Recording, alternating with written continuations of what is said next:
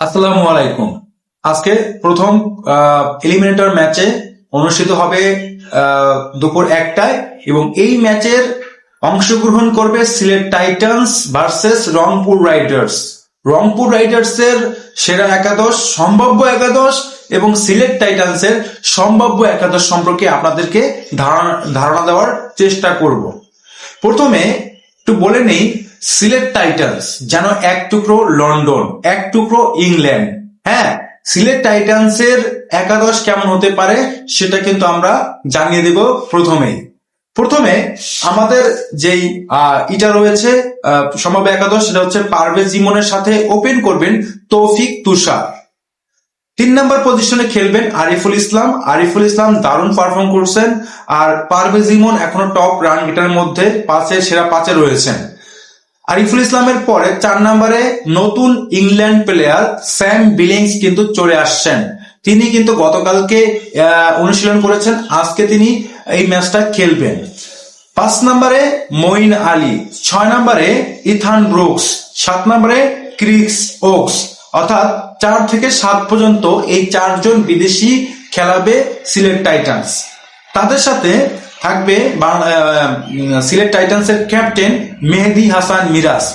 8 নম্বরে মেহেদী হাসান মিরাজ, 9 নম্বরে নাসুম আহমেদ, 10 নম্বর হচ্ছে রুয়েল মিয়া, আর 11 নম্বর হচ্ছে সালমান ইরশাদ। তো এই 11 জনের মধ্যে সেরা খেলোয়াড় কারা হবেন সেটা কমেন্টে জানাতে পারেন। আরো একটা কথা, এখানে Ethan Brooks, Moeen Ali, Sam Billings, Chris Woakes এই 4 জন ম্যাচটাকে ঘুরে দিতে পারেন। ইংল্যান্ডের এই 4 জন প্লেয়ার খুবই ইন্টারন্যাশনালি এবং ডোমেস্টিকলি যেটাই বলেন না কেন, ফ্র্যাঞ্চাইজি লিগগুলো তারা ঘুরে ঘুরে খেলেন, তারা দারুণ পারফর্ম করতে পারেন। অন্যদিকে আমরা রংপুর রাইডার্স এর একাদশ নিয়ে একটু কথা বলতে চাই। রংপুর রাইডার্স এর তেমন কোনো নতুন কোনো পরিবর্তন আমি দেখছি না, যারা ছিলেন তারাই, নতুন কাউকে আনাও হয় নাই। রংপুর রাইডার্স এ তাওহিদ হৃদয়ের সাথে ওপেন করবেন ডেভিড মালান। 3 নম্বরে থাকবেন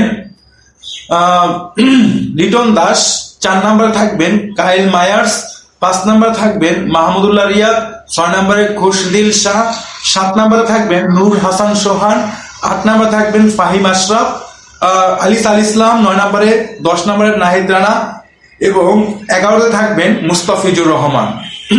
এখন দুই দলের শক্তিমত্তা বিচারে আমার কাছে মনে হচ্ছে সিলেট টাইটান্স এগিয়ে, তবে রংপুর রাইডার্স তো কিন্তু কম এগিয়ে নয়। কারণ হচ্ছে রংপুর রাইডার্স এর যে প্লেয়াররা রয়েছেন, তাওহিদ হৃদয় যে ফর্মে রয়েছেন, গতকাল তিনি আগের ম্যাচে তিনি একটা সেঞ্চুরি করেছেন, 109 রানের একটা ইনিংস খেলেছেন। সেই জায়গাটিতে তাওহিদ হৃদয় দারুণ পারফর্মার।